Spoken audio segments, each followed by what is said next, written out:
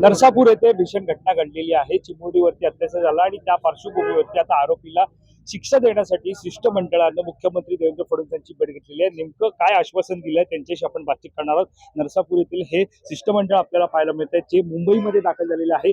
आज मंत्रिमंडळाची बैठक होती आणि त्यामध्ये त्यांनी जी भेट आहे ती घेतलेली आहे। काही सांगाल एकंदरीत तुम्ही भेट घेतलेली आहे मुख्यमंत्र्यांची, नेमकं काय घडलं आहे आणि आता मुख्यमंत्र्यांनी काय सांगितलं?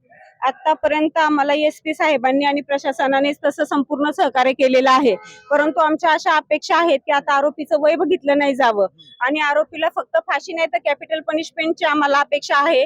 आणि हा गुन्हा जो 1-2 महिन्याने वारंवार ह्या महाराष्ट्रामध्ये घडतोय तर त्याच्यावर कायमस्वरूपी कायदा विधिमंडळामध्ये मंजूर व्हावा ही आमची अपेक्षा आहे आणि यानुसार आम्हाला संपूर्ण सहकार्य करण्याचं मुख्यमंत्र्यांनी आश्वासन दिलंय।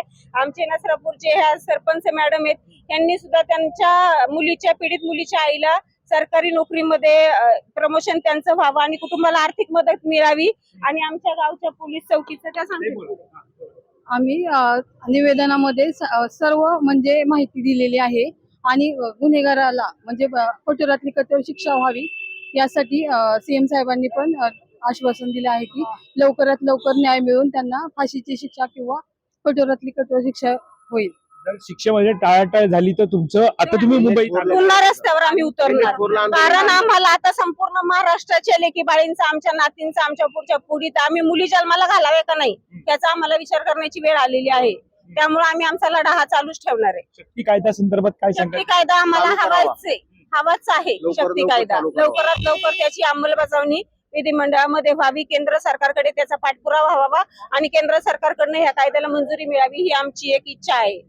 काय तुमची मागणी आहे? आमची एकच मागणी आहे, शक्ती कायदा लवकर लवकर चालू व्हावा, कारण का त्या कायदा आता गेल्या सरकारमध्ये त्यांनी तो कायदा आणला होता आणि त्या कायद्यामध्ये खूप असं आहे की 15 दिवसाच्या आत सेटलमेंट करण्यात येईल आणि डायरेक्ट त्याला फाशीवर लटकावून देईल। हा शक्ती कायदा हा त्यांनी लवकर लवकर केंद्रात मंजूर करावा, त्याला लवकरात लवकर फाशी दिली पाहिजे।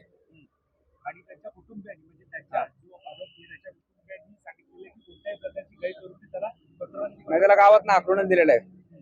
गेली 6 वर्ष त्याला गावात आखलून दिलेलं आहे। आपण पाहतो या ठिकाणी हे नरसापूरचं शिष्टमंडळ जे आज मुंबईमध्ये मुख्यमंत्री देवेंद्र फडणवीस यांच्या भेटीसाठी दाखल झालं होतं। मुख्यमंत्र्यांनी पूर्णपणे त्यांना सकारात्मक त्यांच्याशी चर्चा केलेली आहे आणि त्यामुळे आता कशा प्रकारे कारवाई होणार हे सुद्धा पाहणं महत्त्वाचं ठरणार आहे। कॅमेरा पर्सन अवधेश कोरीसह मी वैभव पाटील, मुंबई।